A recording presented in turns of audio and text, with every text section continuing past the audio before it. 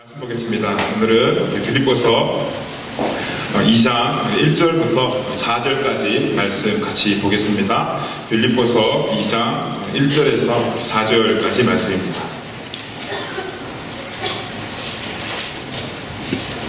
우리 1절부터 4절까지 말씀 우리 같이 한 목소리로 같이 합독했으면 좋겠습니다. 2장 1절에서 4절입니다. 우리 같이 한번 읽어보겠습니다. 시작. 그러므로 그리스도 안에 무슨 권면이나 사랑의 무슨 위로나 성령의 무슨 교제나 긍휼이나 자비가 있거든 미움을 같이하여 같은 사랑을 가지고 뜻을 합하여 한 마음을 품어 아무 일에든지 다툼이나 허용으로 하지 말고 오직 겸손한 마음으로 각각 자기보다 남을 낫게 여기고 각각 자기 일을 돌볼 뿐더러 또한 각각 다른 사람의 일을 돌보아 나의 기쁨을 충만하게 하라. 아멘. 아멘.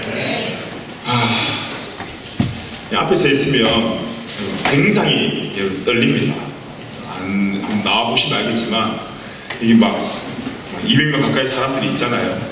저마다 눈이 다 다르잖아요. 어떤 사람은 막 이렇게 보는 사람이 있고 어떤 사람은 뭐 좀 기분 나쁜 일이 있었는지 막 이렇게 보는 사람도 있고 여러분은 저 한눈 쳐다보지만 여기서 막 수십 명의 눈을 쳐다보면 뭐라 그럽니까? 세상 말로 이렇게 뭔가 딱 눌리는 그런 느낌이 있거든요. 그래서 여러분들이 저를 어떻게 쳐다보냐에 따라 저도 전하는 어떤 태도나 이런 말투가 이게 달라지더라고요. 부탁드리는데 웃으면서 쳐다봐 주시면 감사하겠습니다. 제가 우리 아들과 함께 두 아들이 있는데 저녁마다 자기 전에 같이 손을 잡고 침대 앞에 앉아서 요즘 중보기도라는 것을 시작을 했습니다. 유튜브에서 또 초등부에서 나눠준 암송 말씀 카드 가지고 본문 삼아 같이 암송하고 그리고 서로 기도 제목을 나누고 그리고 같이 기도하는 시간을 가지는데 별 기도 제목은 없어요. 자기 눈에 보이는 거예요. 그냥 뭐 내일 뭐 도시락 반찬이 뭐 이거 되게 해주세요 기도하고 뭐 자기 몸에 뭐 조금 스크래치 나 있으면 아빠 이거 낫게 해달라고 기도해달라고 그러고 그런 작은 소소한 기도 제목을 나누고 그럼 우리 같이 기도하자 그러면 그 6살, 7살짜리 애들이 고개를 숙이고 속닥속닥거려요. 하나님 그래서 기도를 해요. 그래서 기도가 끝나면 제가 기도하고 이제 그렇게 이제 잠을 자는데 이번 주에 기도 제목을 나누는데 우리 첫째 아이가 그런 기도 제목을 나누었습니다. 아빠, 다니엘이라는 친구가 있는데 그 친구 학교 안 나왔으면 좋겠어. 이렇게 기도 제목을 하더라고요. 뭐라고? 그러니까 다니엘이라는 친구가 있는데 하나님은 할 수 있겠지? 딴 학교로 좀 보내줬으면 좋겠어. 그걸로 기도하지. 그 마음을 듣는데 무슨 일이 있었나 싶어서 이제 물어봤어요. 왜 다니엘이 딴 학교 갔으면 좋겠냐? 라고 물어보니까 비밀이래. 그러면서 자기 동생이 없는 곳으로 저를 데리고 가더니 아무한테도 이야기하면 안 돼. 아빠한테 뭐 이야기하는 거야? 하면서 이야기를 하는데 그 기도 제목이 나온 이유가 뭐였냐면 학교에 자기가 좋아하는 여자가 한 명이 돼. 학교에 공부하라고 보냈더니 여자가 한 명이 있는데 그 여자랑 붙어서 이야기만 하고 놀려고 하면 이 다니엘이라는 친구가 출몰을 한대요. 그래서 막 방해를 한다는 거예요. 자기는 학교 갈 때 되게 신경 써서 가거든. 이 학교들은 호주 학교들은 초등학교도 교복이 있음에도 불구하고 우리는 교복도 정말 정갈하게 입고 가거든요. 그래 알고 봤더니 그 여인에게 잘 보이기 위해서 그렇게 입고 왔던 거예요. 그렇게 가면 그래서 그 아이랑 놀려고 하면 그 다니엘이라는 친구가 계속 민준이를 막 놀리는 거예요.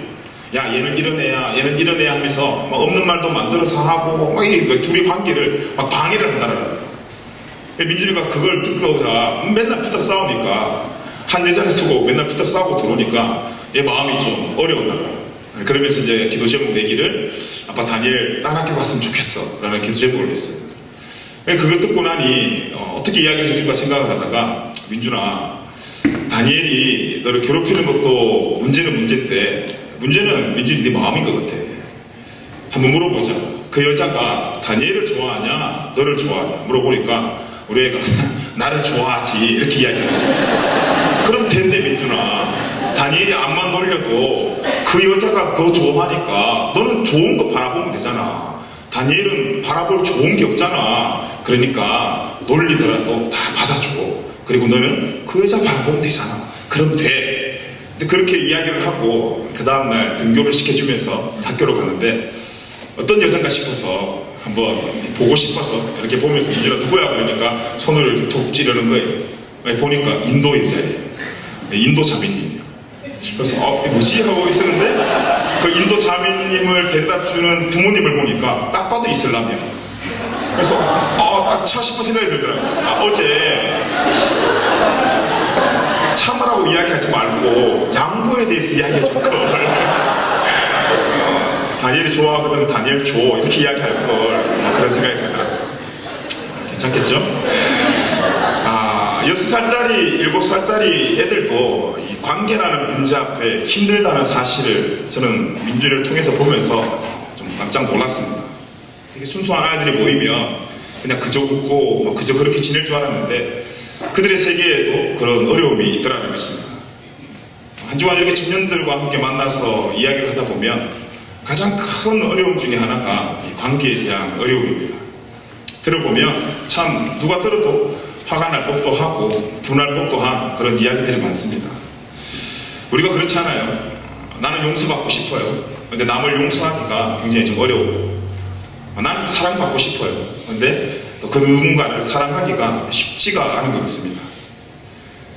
정말 잡힐 듯 같은데 쉽게 잡히지 않는 것이 바로 이 관계의 문제입니다. 또 그럴 것은 서로 다른 사람들이 동일한 시간 속에 동일한 공동체에 살아간다는 것이 여러분 부부 생활도 쉽지가 않은데 수많은 사람들이 있는 이 공동체 안에 하나가 된다는 것은 결코 쉬운 일이 아닌 것 같습니다. 최근에 어떤 청년을 만났는데 그 청년이 그런 이야기를 했습니다. 저 사람은 왜 교회 다니는지 모르겠다고, 저 사람이 어떻게 교회 다니는 사람이냐고 격분하면서 화를 내면서 자기의 억울한 부분들을 이야기하는데 듣고 있으니까 마음이 얼마나 좋지가 않잖아요. 얼마나 억울했으면 그 사람들 보고 저 사람이 어떻게 교회를 다녀? 어떻게 저 사람이 하나님 믿는 사람이야? 이야기하는 모습을 보면서 굉장히 좀 마음이 그랬습니다. 이야기를 다 듣고 난 뒤에 그런 이야기를 했습니다. 그런 사람이니까 교회를 다니는가? 그렇지 않아요, 여러분? 교회라는 것이 좋은 사람, 완벽한 사람이 오는 곳이 아니라 영적으로 병든 사람이 오는 곳이 교회가 아닙니까? 아픈 사람이 교회를 왔는데, 아픈 사람이 병원을 왔는데 어떻게 저 사람이 아파서 병원을 올 수 있지? 라고 하는 말은 이것은 말이 맞지 않는 말이잖아요. 덜 아픈 사람이 오히려 더 아픈 사람을 걱정해주고 위로해주는 것이 아름다운 병원의 모습이 아니겠습니까? 그런 이야기를 하니 맞는 말이니까 그렇게 막 반박은 못하는데 그렇게 질문하더라고요. 그러면 전도사님 같으면 이런 상황 속에 어떻게 하겠습니까? 라는 질문을 하더라고요.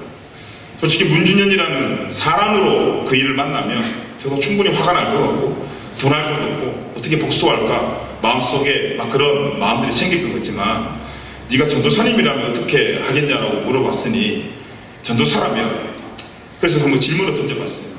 사역자가 성도를 이기면 되냐? 라고 한번 물어봤어요. 사역자가 성도를 이길 수 있을 것 같아? 라고 물어봤어요. 물어보면서 제가 제 안에 답을 한번 해봤습니다. 제가 내린 답은 그거였어요. 성도를 이길 수가 없습니다, 사역자. 이기면 안 됩니다. 라는 게 제 마음이었어요. 내가 성도를 이기려고 하면, 이기려는 싸움 하려면 격투기 선수가 되어야죠. 근데 사역, 말 그대로 죽을 사자에 힘력, 죽는 것을 힘쓰는 사람이 사역자인데 성도를 이기면 되겠냐. 마음속에 이기려고 하면 자꾸 안 좋은 것들이 생각이 나고 질려는 마음을 품으면 그 마음이 다 수고로 들더라는 어떤 그런 경험들이 있어서 그 친구에게 그렇게 이야기했습니다. 교회는 이기려고 하는 곳이 아니라 하나 되는 곳이다. 우리가 이번 주에 큐티에 보면 스데반이라는 한 집사님이 등장하지 않습니까?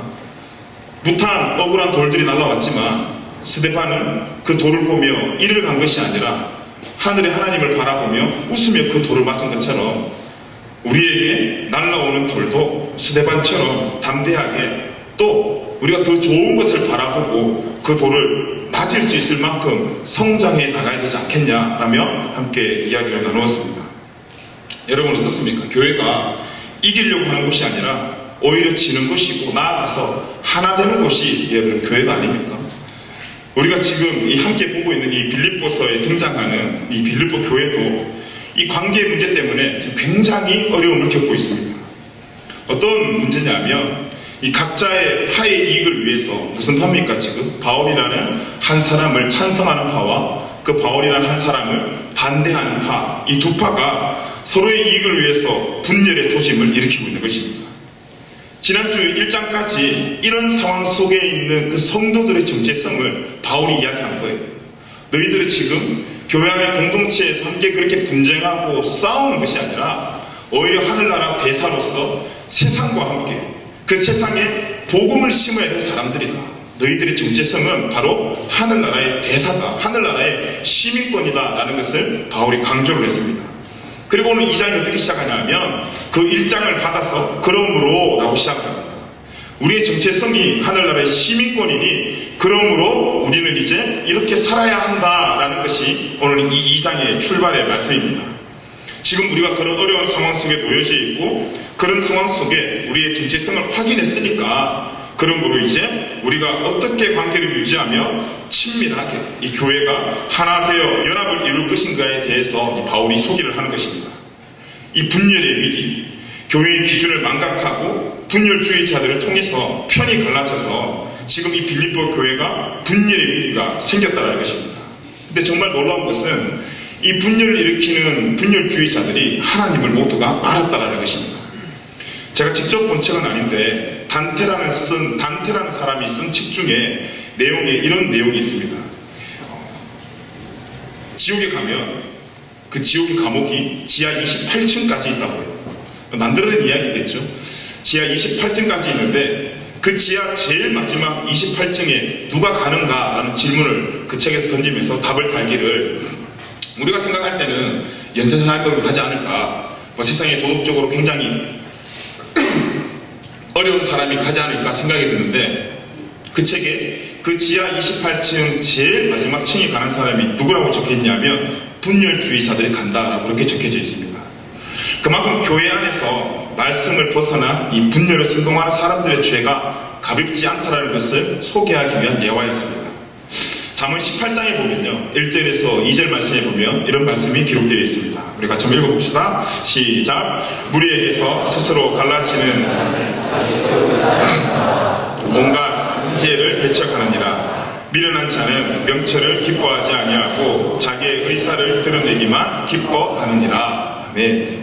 이 왜 분열자들이 문제냐면 진리를 드러내지 않고 자신의 의사만을 드러내어 분열을 조장하기 때문입니다.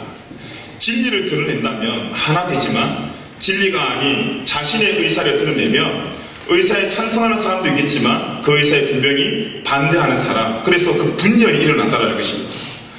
그 사람들의 특징이 있습니다. 진리가 드러나는 것을 원치 않습니다. 마치 스데반 집사가 설교를 할 때 무탄 성도들이, 무탄 많은 사람들이 돌을 던진 것이 자기의 그 어두운 세계에 빛이 들어오는 걸 방해하는, 빛이 들어오는 그것을 차단하기 위해서 스데반에게 돌을 던졌던 것처럼 이 분열주의자들도 진리가 드러나는 것을 기뻐하지 않습니다. 오직 자신의 뜻맛을 드러내고 그 뜻으로 통해서 기뻐하기 때문입니다. 결국 이 진리의 말씀과 삶이 분리된다는 것입니다. 여러분, 분리가 뭡니까? 따로 움직인다는 거예요. 유대인들 또 바리새인들이 어땠습니까? 말씀을 몰랐던 건 아니었어요. 말씀에 대한 지식은 충분했지만 말씀 따로, 삶 따로 있지 않았습니다. 동일하게 분리라는 것은 따로 간다는 이야기입니다. 그래서 많은 공동체 가운데 또 여러분들이 관계를 맺을 때에 어떤 한 사람이 나는 너랑 안 해 라고 이야기할 때 이 말을 잘 생각해보면 그 말 안에는 철저한 개인주의가 바탕이 분명히 되어 있습니다. 여러분, 성경은요 시기하는 것과 분쟁하는 것, 이런 사람과의 관계적인 문제를 어디와 비유했냐면 이 관계의 문제를 우상 숭배와 동일시하게 다루고 있습니다. 갈라디아서 5장 20절에서 21절 말씀 보면 이렇게 기록되어 있습니다. 우리 같이 한번 읽어보겠습니다. 시작. 우상 숭배와 주술과 원수 맺는 것과 분쟁과 시기와 분냄과 당 짓는 것과 분열함과 이단과 투기와 술 취함과 방탕함과 또 그와 같은 것들이라 전에 너희에게 경계한 것 같이 경계하노니 이런 일을 하는 자들은 하나님의 나라를 유업으로 받지 못할 것이요. 우리가 쉽게 생각했던 그래도 우상 숭배 매는 것과 귀신을 따라 주술하는 것과 뭐 투기하고 술 취하는 것보다는 그래도 관계의 문제는 조금 가볍겠지라고 생각했지만 말씀을 보니까 우리가 그렇게 쉽게 생각했던 관계의 문제, 또 말씀에 등장하는 원수 맺는 거, 분쟁하는 거, 시기하는 거, 팔을 만드는 거, 분열하는 거, 이것 모든 것이 우상 숭배 또 또한 이단들이 하는 행동과 같다라고 성경이 규명하고 있습니다. 그래서 여러분, 이 관계의 문제는 우리가 정말 쉽게 생각하면 안 될 문제입니다. 왜 이런 일이 생기는가? 왜 관계에 대한 문제가 생기는가? 우리가 우리의 뜻대로 이야기하면 저 사람의 잘못, 저 사람의 어떤 실수, 그런 오해와 많은 일들 때문에 관계에 문제가 생긴다는 정의가 우리한테 있지만, 성경은 관계에 대한 문제한 정의를 우리와 같은 정의로 하지 않습니다. 갈라디아서 5장 16절에서 17절 보니까 관계에 대한 문제를 어떤 문제로 정의하냐면 영적 문제로 정의합니다. 우리 같이 한번 읽어보겠습니다. 16절 17절 시작. 내가 이르노니 너희는 성령을 따라 행하라. 그리하면 육체의 욕심을 이루지 아니하리라. 육체의 소욕은 성령을 거스리고 성령은 육체를 거스리나니 이 둘이 서로 대적함으로 너희가 원하는 것을 하지 못하게 하려 함이니라. 네. 여러분, 우리가 이 말씀을 보면 내가 누군가를 사랑하고 내가 누군가를 용서하는 것이 어떤 다른 것을 위한 게 아니라 성령에 따라 순종하며 살아가는 나를 하나님께 드러내기 위함입니다. 내가 왜 사랑해야 됩니까? 내가 왜 용서해야 됩니까? 물으면 그 사람을 위함이 아니라 나를 위한 것이라는 것입니다. 우리가 이 관계라는 영적 침체에 빠지게 되면 오늘 말씀 보니까 결국 우리가 원하는 것, 이 원하는 것이라는 것은 내가 공부 잘하고 싶어요 그런 것을 말하는 것이 아니라 내가 하나님 앞에 바른 신앙의 삶을 살지 못한다는 것입니다. 이 말을 듣고 난 뒤에 그런 생각할 수 있습니다. 말씀은 그렇게 말하지만 내 상황은 그렇지 않았잖아. 그건 그거고 그건 이것이야. 우리가 이렇게 받아들일 것이 아니라 지금 이 말씀에서 말하는 이 관계의 문제에 하나님께서 강조하는 이유를 우리는 찾아내야 됩니다. 여기 빌립보서뿐만이 아니라 우리가 잘 아는 고린도 전서, 고린도 후서의 내용들 보면 고린도 교회에 파가 나뉘었어요. 관계적인 문제가 생겼습니다. 그래서 바울이 그 고린도 교회에 파가 나뉘고 관계의 문제가 생긴 그 성도들에게 지적하며 강하게 권면하는 성경이 그 고린도 전서입니다. 우리가 방금 읽었던 이 갈라디아서도 다른 진리를 전하는 것을 경계하고 모든 성도들이 다른 인도하심이 아니라 성령님의 인도하심과 동일하게 그들의 인도하심을 함께 받아 관계하라는 그런 내용입니다. 그만큼 이 관계에 대한 성경의 잣대가 명확하게 기록이 되어 있습니다. 왜냐하면 이 관계라는 것이 육적인 문제가 아니라 영적인 문제이고, 영적인 문제라는 것은 누구의 인도함을 받는가에 대한 실질적인 문제이기 때문입니다. 교회가 두 주인을 섬길 수 없습니다. 성도도 두 주인을 섬길 수가 없습니다. 우리 몸이 하나니 우리가 섬겨야 될 주인도 하나입니다. 그렇기 때문에 내가 누구를 섬기고 있냐, 내가 누구를 바라보고 있냐, 누구를 따라가고 있냐가 우리의 관계에 아주 중요한 기초가 된다는 것입니다. 자, 그럼 오늘 우리가 읽은 이 빌립보서 2장 첫 번째 말씀을 통해서 교회가 하나 되기 위한 비결이 무엇이고 또 그렇게 하나 되기 위한 우리의 삶의 원리가 무엇인지 함께 말씀을 통해서 확인했으면 좋겠습니다.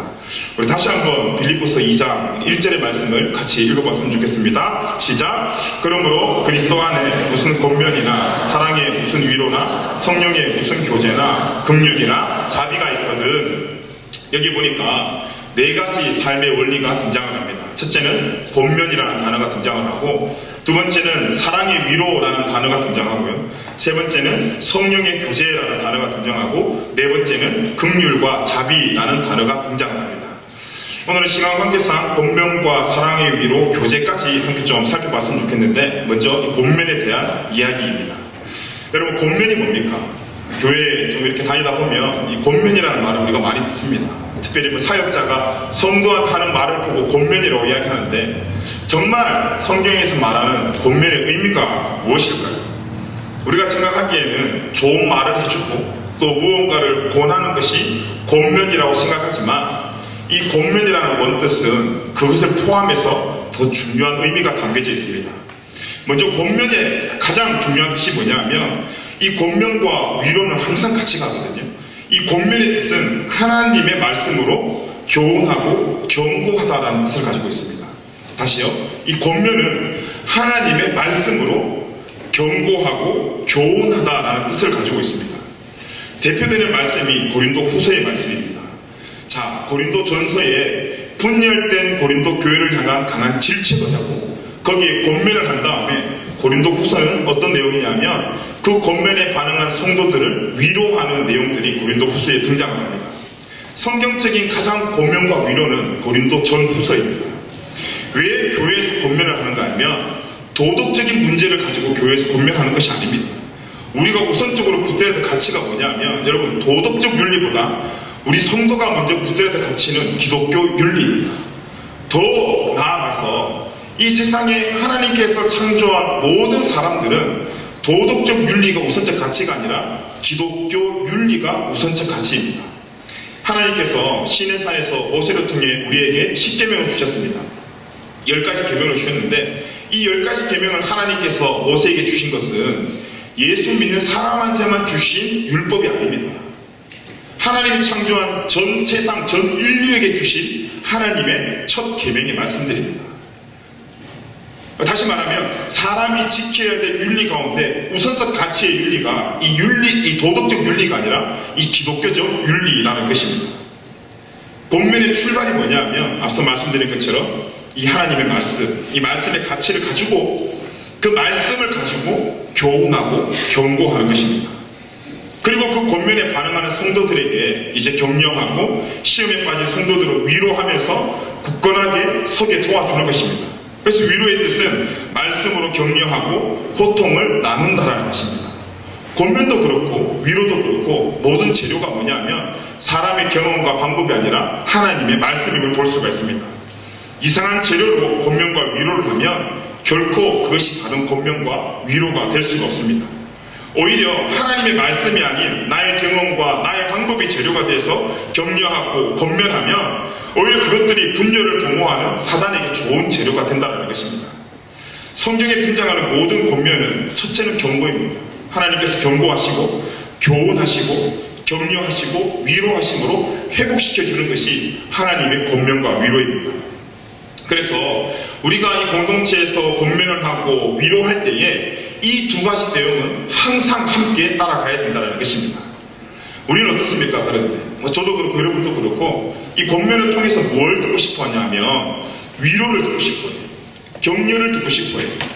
바른 위로와 격려의 말씀은 첫째는 내가 말씀에서 일탈되었다는 사실, 그 자신을 바라보며 내가 잘못했구나, 내가 지금 죄인이구나를 인정함으로부터 그 권면과 위로가 출발이 되어야 됩니다. 부족한 자신을 보고 절망하고 있을 때에 그때에 내려오는 위로가 우리에게 은혜가 되기 때문입니다. 여러분, 예를 들어서 우리 주변에 카지노에 가서 도박에 빠진 청년이 있다고 생각을 합시다. 그 청년이 카지노에 가서 돈을 다 탕진했습니다. 그 탕진한 청년을 바라보며 우리가 어떻게 위로해야 될까요? 너 돈 많이 잃었다며? 괜찮냐? 좀 더 연습해봐. 다음에 가서 대박 한번 터뜨려야지. 여러분, 이게 격려고 위로입니까? 분명 공감은 필요합니다. 얼마나 돈 잃은 그 청년이 마음이 아프겠습니까? 그리고 괜찮아? 라고 말은 해줘야 되겠지만 그 괜찮아? 라는 그 자리로 들어가기 위한 충분한 권면이 있어야 됩니다. 뭡니까? 지금 있을 곳은, 네가 있을 곳은 그곳이 아니야. 지금도 듣지 않았어. 네가 있어야 될 자리가 분명히 있을 거야. 내가 함께 기도해 줄게. 네가 서 있어야 할 자리, 네가 빛날 자리, 거기 가서 우리 다시 한번 우리 인생을 시작해보자. 여러분, 이게 권면 아닙니까? 여러분, 이게 진짜 사랑 아닙니까? 여러분, 공감만 해주고 방향을 제시해주지 못하면 공감해줬다라는 자신의 이미지는 괜찮아질지 모르겠지만 그것은 방관입니다.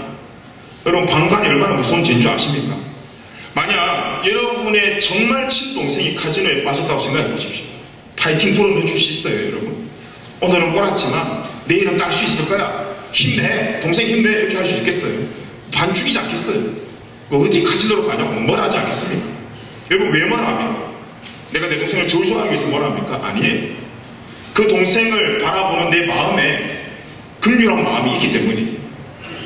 반대로 방향만 제시하고 공감해주지 않으면 그것은 정죄가 될 가능성이 있습니다.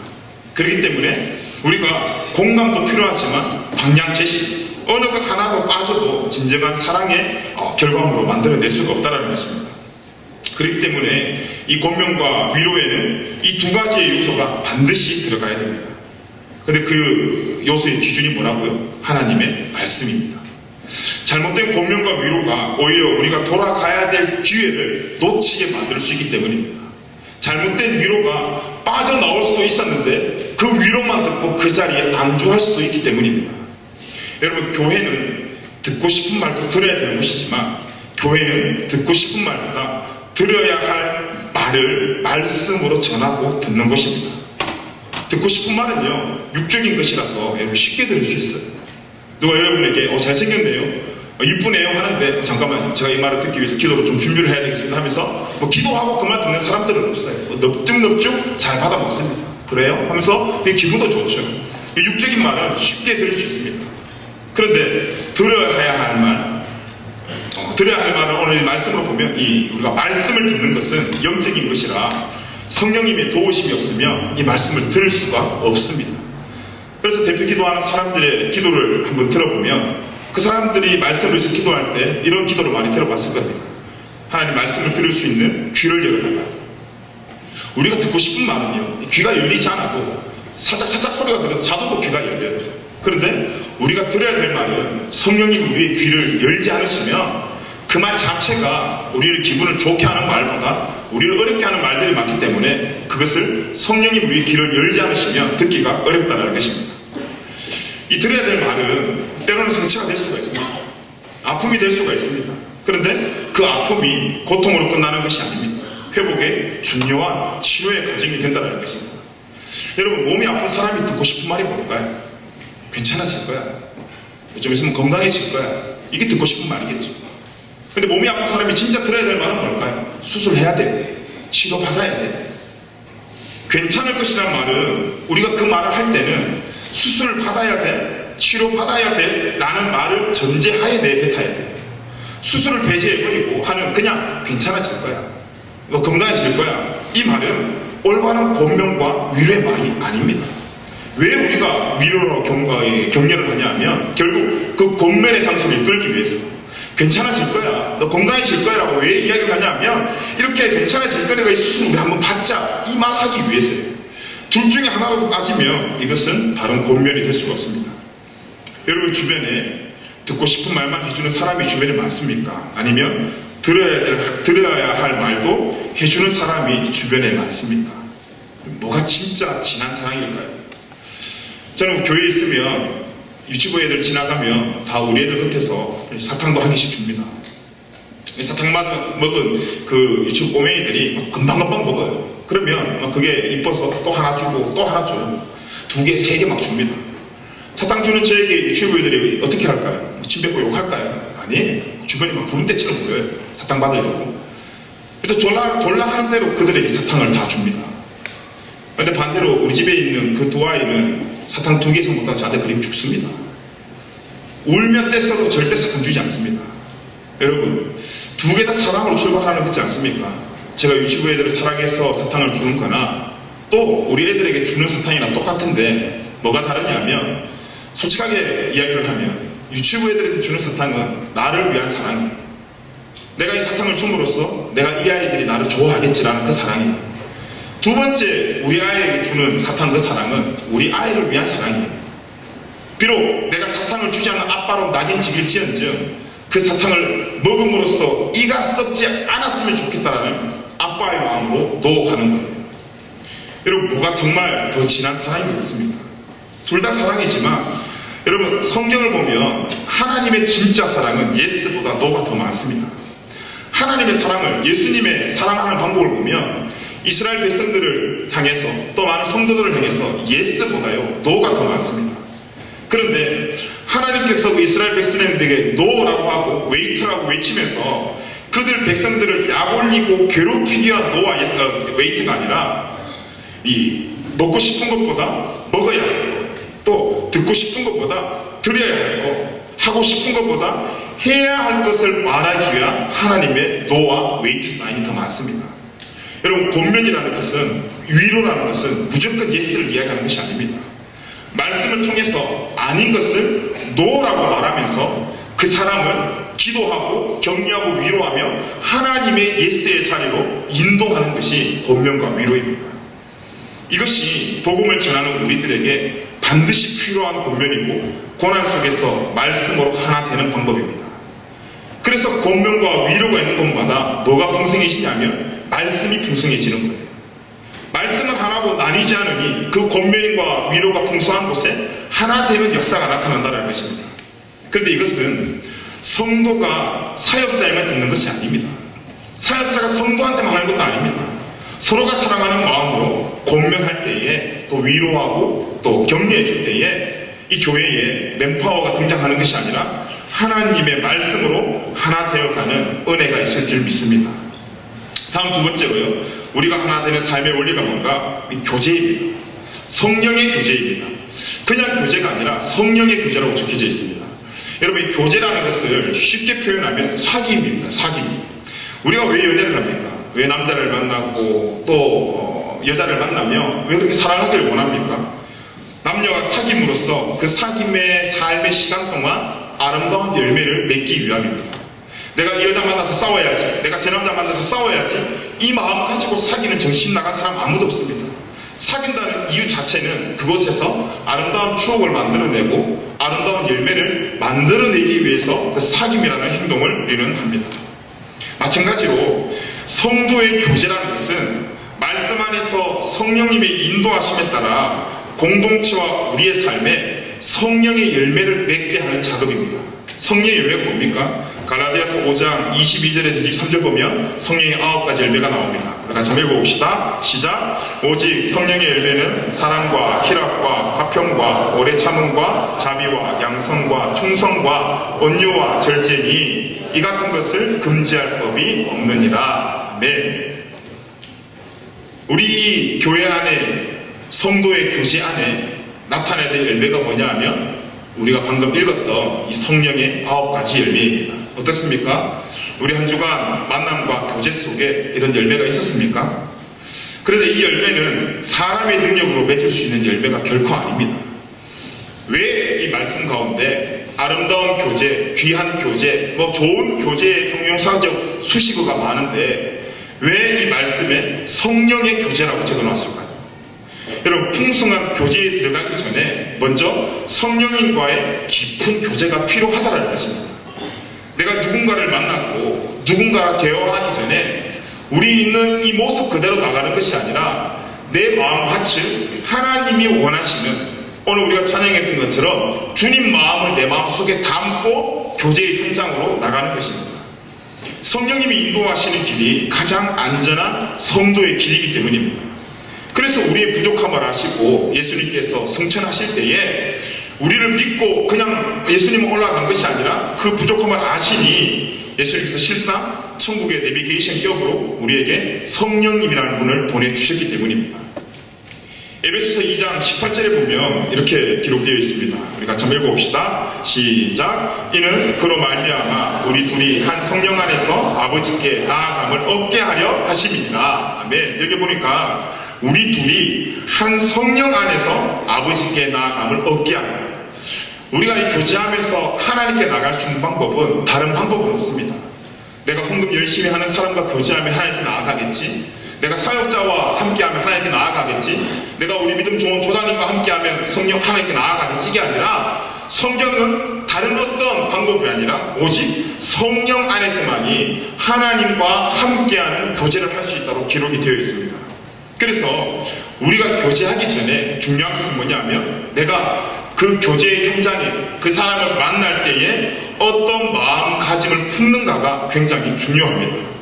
성령의 교제는 바른 교제의 길로 성도가 하나 되는 것을 인도하지만 성령이 빠진 교제는 다른 길로 하나 되는 일을 다른 길로 하나 되는 것으로 우리를 인도하기 때문입니다. 그래서 사람과 사람과의 교제가 문제가 아니라 성령님과의 교제로 나의 마음이 주님의 마음이 되는 것이 문제입니다. 이것이 내 마음이 누구에게 잡혀서 사람들과의 교제를 하는가에 따라 중요한 출발점이 되기 때문입니다. 여러분 내 마음대로 내 생각대로 할 거면 우리가 주님 마음 내게 주셔서 찬양할 필요가 없지 않습니까? 왜 주님 마음 내게 주셔서 찬양합니까? 그런 마음이 없는 그곳에 또 그 마음이 필요한 곳에 우리의 연약함을 인정하고 주님 마음이 없으면 올바른 교제를 할 수 없다는 우리의 신앙 고백입니다. 그래서 우리가 찬양할 때에 주님 마음 내게 주소서라는 이 찬양은 내 마음이 주님 마음이 된 이후에 어떤 사람을 만나고 공동체를 만나 교제하겠습니다라는 신앙 고백적 의미입니다. 그래서 우리가 사람을 만나고 대화할 때 가장 중요한 것이 뭐냐면 내 마음의 상태. 지금 내 마음에 오늘 설교의 제목처럼 어떤 BGM이 흘리냐 이 말이에요. 내 마음에 어떤 배경음악, 백그라운드 뮤직이 지금 깔려있냐 이 말이에요. 여러분 제가 사진 한 장을 보여드리겠습니다. 사진 하나 떼어주실래요? 보기만 봐도 이쁘지 않습니까? 얼마나 아름다운 사진이에요. 그죠? 자, 이 사진을 바라볼 때도요, 우리 마음속에 어떤 백그라운드가 깔리냐에 따라 이 사진을 보는 해석이 다릅니다. 제가 찬양 몇 곡을 준비했다가 우리 시티교회는 또 초신자들이 많아서 함께 공감하려고 K-POP 음악을 한 2개 정도 잠깐 틀 겁니다. 넓은 이해와 아량으로 이해를 해주시고 한번 들어봅시다. 첫 번째 음악을 들으면서 이 그림을 한번 봅시다. 나랑 결혼해줄래? 나랑 평생을 함께 살래? 여러분의 표정은 지금 내일 곧 결혼할 신랑 신부거든요. 그렇게 좋을 수가 없어요. 어때요? 어떤 마음이 들어요? 지금 막 연애를 시작한 사람은 어떤 마음이 듭니까? 예배 끝나자마자 우리 오빠 손잡고 저기 어디야 지금 마우팅 부사 가서 나도 저런 사진 찍어야지. 그런 마음이 들지 않습니까? 막 신나는 마음이 들어요. 자, 이번에 들을 음악입니다. 한번 들어주실래요? 총 맞은 것처럼 정신이 너무 없어. 어떻습니까? 지나간 남자가 생각나고 지나간 여자가 생각나면서 저 사람도 오래 못 갈걸 뭐 이렇게 생각 들지 않습니까? 그런 마음이 들어요. 마지막으로 한 노래 한번 들어보겠습니다.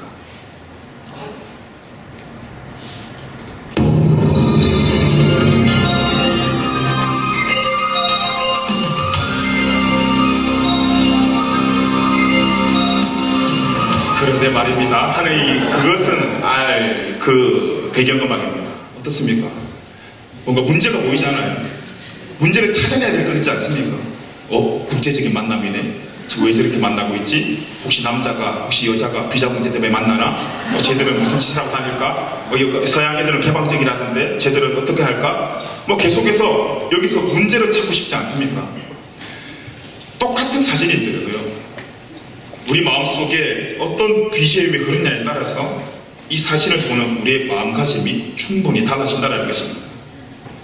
우리는 지금 사람을 바라보고 또 공동체를 바라볼 때에 어떤 배경음악이 여러분 마음속에 흐르고 있습니까?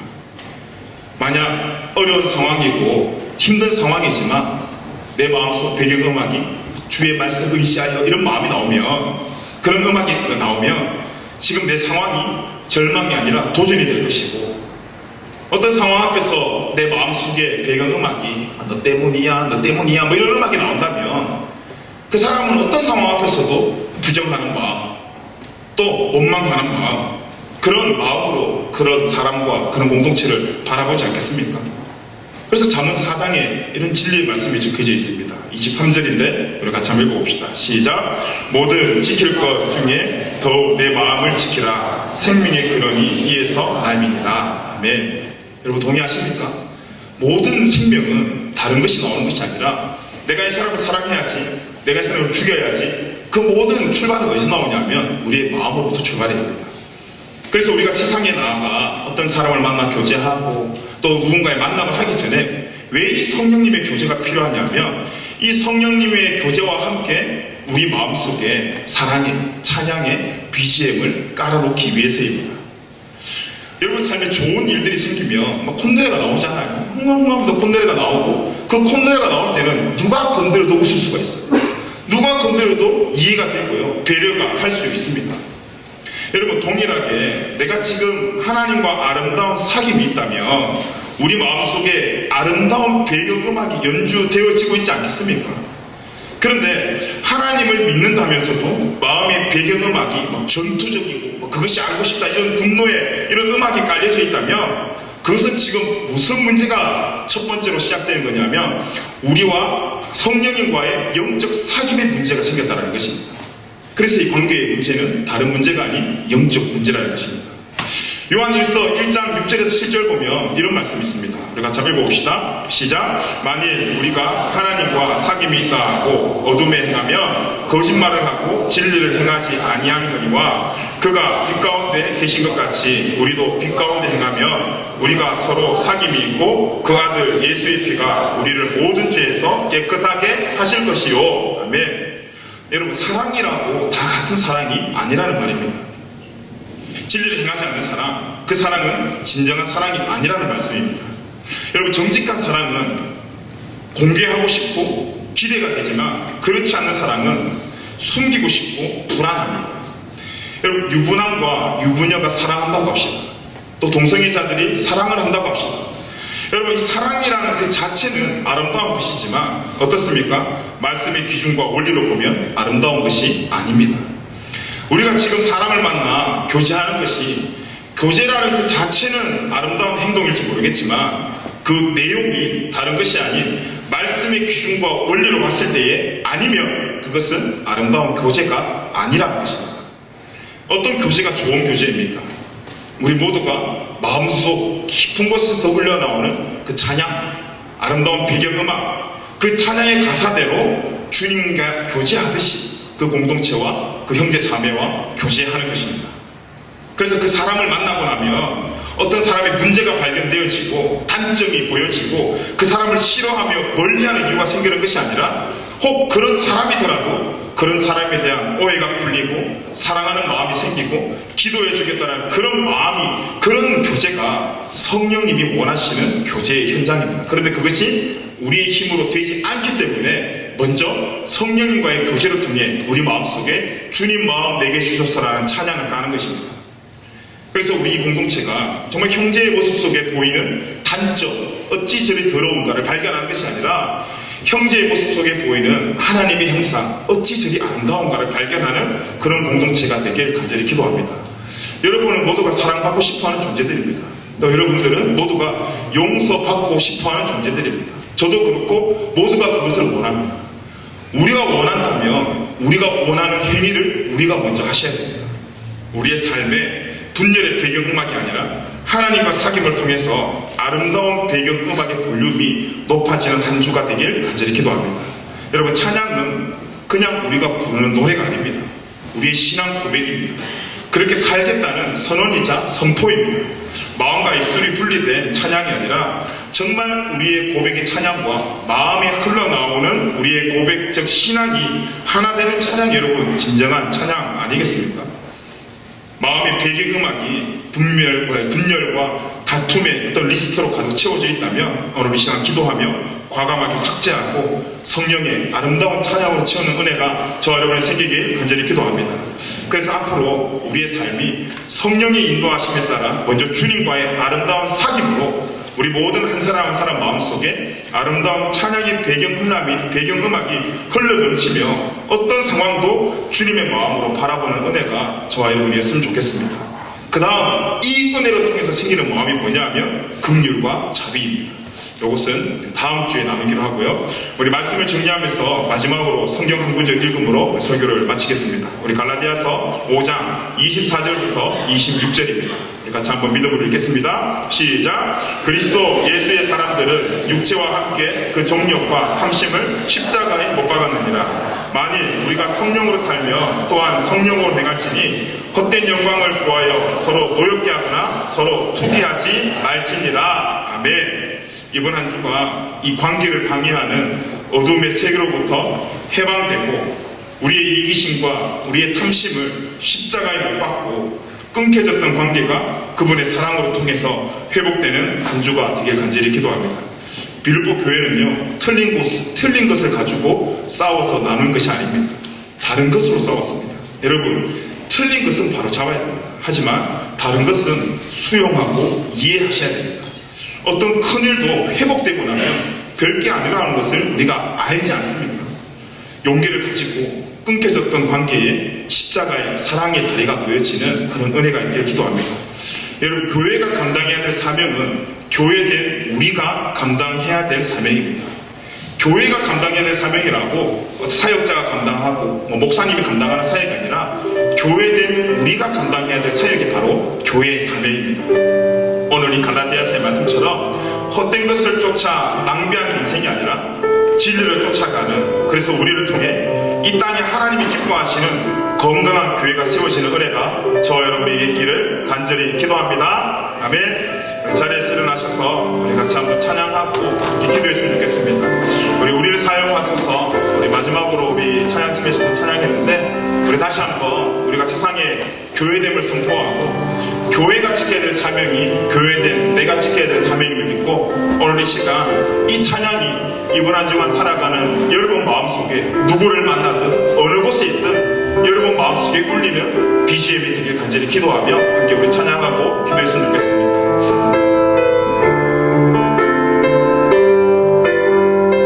그렇게 찬양합시다. 우리에게 소원 하나 있네. 우리에게 소원이 하나 있네. 주님 다시 오신 그날까지 우리 가슴에 새긴 주의 십자가 사랑 나의 교회를 사랑케 하네. 주의 교회를 향한 주의 교회를 향한 우리 마음 희생과 포기와 가담과 고난 하물며 죽음조차 우릴 막을 수 없네. 우리 교회는 이 땅의 희망. 교회됨을 고백하며 찬양합시다.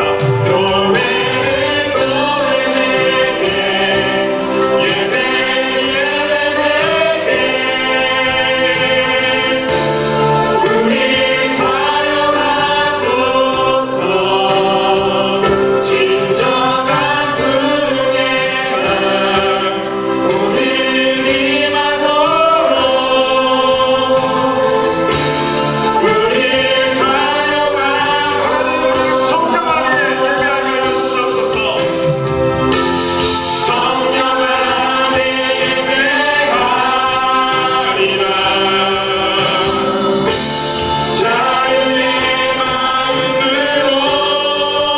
성령님이 주시는 사역 사랑으로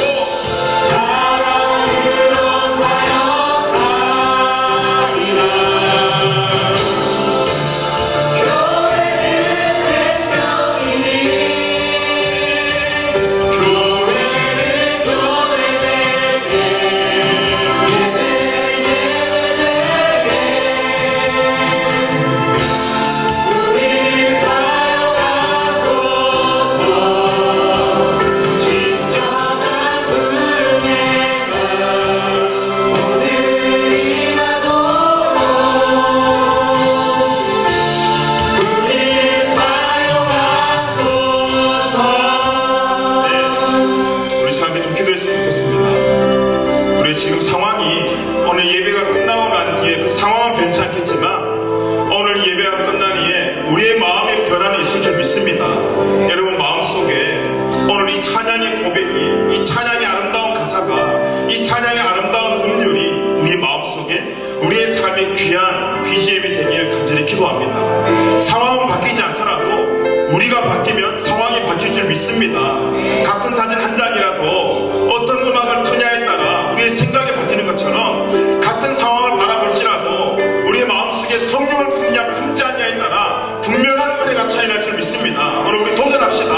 어떤 상황도 세상 사람들과 똑같이 보는 우리의 삶이 아니라 성도에답게 꾸밀된 눈으로 그것을 성령의 눈으로 바라보며 어떤 오물도 우리를 거치면 아름다움을 변할 수 있는 은혜가 우리 삶 가운데 넘치게 하여 주시옵소서. 우리 그 믿음 가지고 시간 우리의 가정을 바라보고 우리의 공동체를 바라보고 우리 집의 형제자매를 바라보며 함께 믿음으로 주님께 기도하며 나갔으면 좋겠습니다. 우리 시간 기도할 때에 우리의 인도자 되시는 그 성령이 되시는 우리 주님 이 시간 한번 크게 외치고 하나님께 기도하며 나갔으면 좋겠습니다. 우리 기도합시다. 주여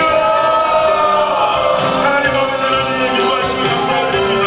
하나님의 병든 마음 주님 치유하여 주시옵소서.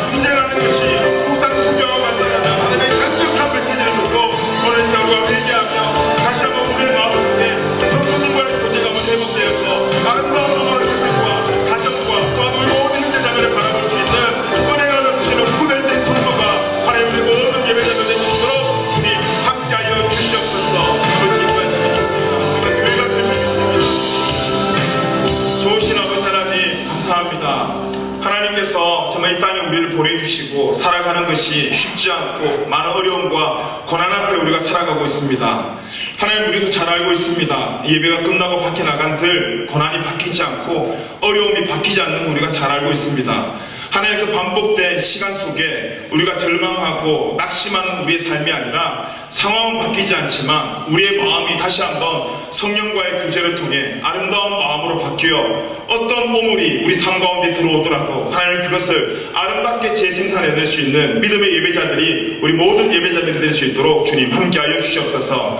이번 한 주간 많은 것을 바라볼 때에 바라보는 우리의 마음의 BGM이 찬양이 깔리게 하시고 정말 아름다운 믿음의 고백의 아름다운 선율들, 우리가 오늘 찬양 시간에 고백했던 그 찬양들이 그 사람을 바라볼 때, 그 상황을 바라볼 때, 그 가정을 바라보고 공동체를 바라볼 때 동일하게 하나님 그 BGM이 우리의 생각과 우리의 말과 우리의 모든 행동을 움직이고 지배하고 변화시킬 수 있도록 성령님 우리를 지켜주시고 함께하여 주시옵소서. 그래서 이 시간 우리 다음 주에 모여 함께 예배할 때에 회복의 간증들이 넘치며 감사와 기쁨과 위로와 평안의 간증이 넘치는 우리 교회가 될 수 있도록 주님 인도하여 주시옵시고, 정말 우리가 하나님의 몸된 교회로서 하나님 정말 이 세상에 성도가 성도 되는 것이 교회가 교회 되는 것임을 알고 이번 한 주간도 주님의 아름다운 건강한 공동체와 교회를 세우는데 열심으로 다가가는 주님의 대사들이 될 수 있도록 하나님 함께하여 주시옵소서. 감사를 드리며 예수님 이름으로 기도 드리옵나이다. 아멘. 주기도만 하겠습니다. 하늘에 계신 우리 아버지여, 이름이 거룩히 여김을 받으시오며 나라의 마음이시며 뜻이 하늘에서 이룬 것 같이 땅에서 이루어지이다. 오늘날 우리에게 일용할 양식을 주옵시고 우리가 우리에게 죄 지은 자를 사하여 준 것 같이